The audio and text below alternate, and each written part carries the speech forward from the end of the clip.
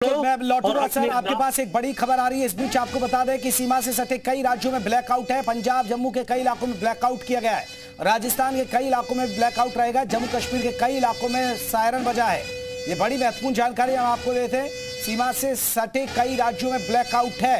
पंजाब जम्मू के कई इलाकों में ब्लैकआउट, राजस्थान के कई इलाकों में ब्लैकआउट कर दिया गया। पहले ही जम्मू कश्मीर के कई इलाकों में सायरन भी बजने की खबर है। तो महत्वपूर्ण जानकारी हम दर्शकों को दे दें।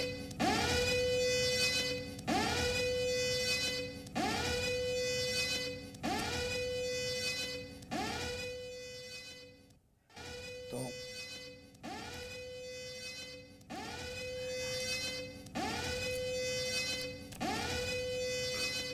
सुबोध दीक्षित हमारे साथ पूर्व स्क्वाड्रन लीडर है।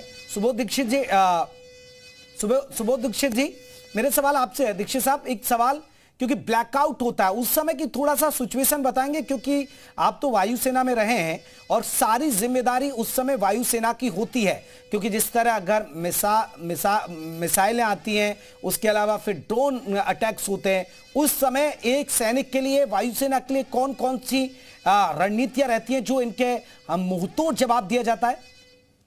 जी देखिए, जो ये ब्लैकआउट है ये युद्ध अभ्यास का एक बहुत महत्वपूर्ण अंग है और एक सैनिक होने के नाते साथ ही साथ एक ऑपरेशन, भारतीय वायुसेना के ऑपरेशन से जुड़ा अफसर होने के नाते मैं आपको बताना चाहूंगा कि जब दुश्मन के जहाज, अगर अपने दुश्मन के जहाज हमारे यहाँ आते हैं या हम दुश्मन के इलाके में जा रहे हैं और हमको बता दिया गया है कि आपका जो ऑब्जेक्टिव है इसको डिस्ट्रॉय करना है, उसके लिए आपके पास जहाज में पहले से ही जीपीएस कोऑर्डिनेट, आज की डेट में जीपीएस कोऑर्डिनेट हैं जो कि पहले से ही फिक्स रहते हैं और बहुत ऊंचाई से ही वो बम गिरा दिया जाता है और लेजर गाइडेड बम भी होते हैं।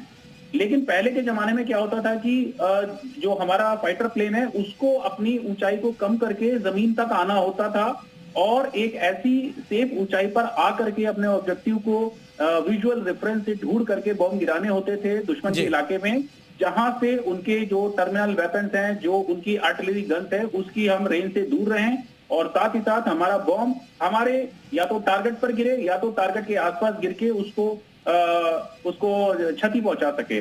तो जो ब्लैकआउट की एक्सरसाइज आप श्रीनगर में और आसपास के क्षेत्रों में देख रहे हैं वो एहतियातन होनी चाहिए। और साथ ही साथ जब कोई युद्ध होता है तो युद्ध दो देशों के बीच में नहीं होता, दो देशों के सभी नागरिकों के जिंदगियों के साथ भी होता है।